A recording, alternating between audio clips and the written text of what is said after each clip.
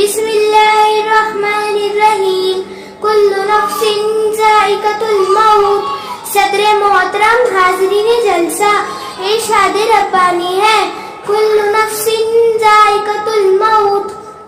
ہر جاندار کو موت کا مزہ چکھنا ہے۔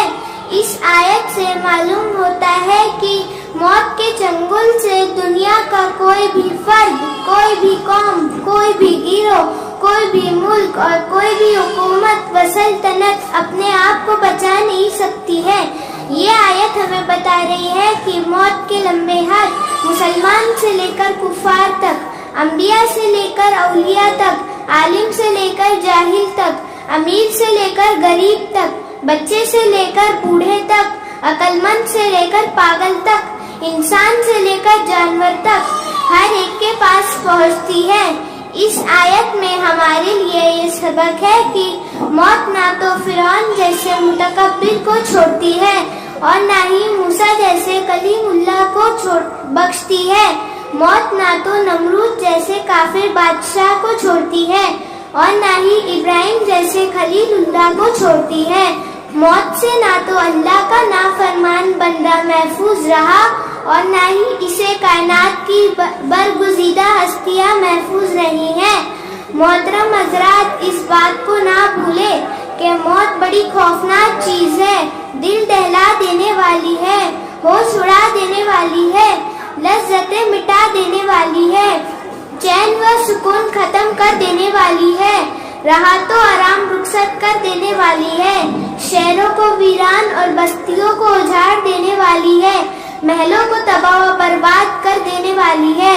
اس حقیقت سے غافل نہ رہے کہ موت باپ اور بیٹے میں، ماں اور بیٹی میں، بھائی اور بہن میں، شوہر اور بیوی میں، عاشق اور معشوق میں، استاد اور شاگرد میں، رعایا اور حاکم میں جدائی کر دینے والی ایک بے رحم چیز ہے۔ اس بات سے اچھی طرح خبردار ہو جائیے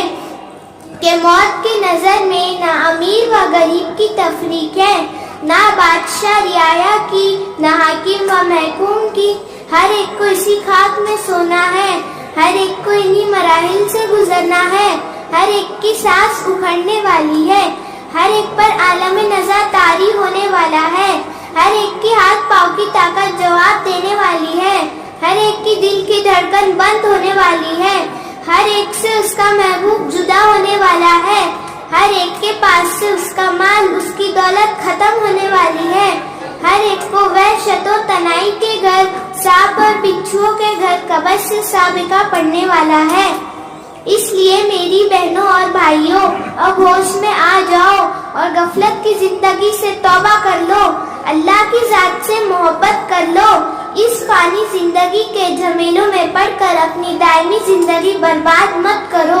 کیونکہ یہ حسین و رنگین دنیا، یہ عیش و عشرت کے سامان، یہ بارونق بازار، یہ نظر کو خیرہ کرتی ہوئی تہذیب، یہ بھڑکیلے لباس، یہ چمچماتے زیورات، یہ ہنستے مسکراتے کہکا لگاتے چہرے، یہ عالیشان عمارتیں، یہ آسمان کو چھوتی ہوئی بلڈنگیں، یہ اونچے اونچے محلات، یہ حویلیاں اور بالا خانے، یہ پھولوں اور پھلوں سے لدے ہوئے باغات، یہ لمبی چوڑی سڑکیں، سیر و تفریح اور کھیل کود کے میدان،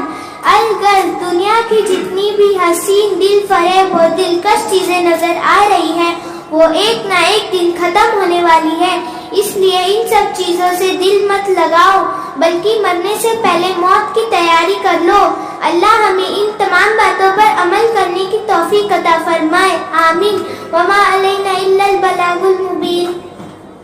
موت سے کس کو رسوائی ہے، آج وہ کل ہماری باری ہے۔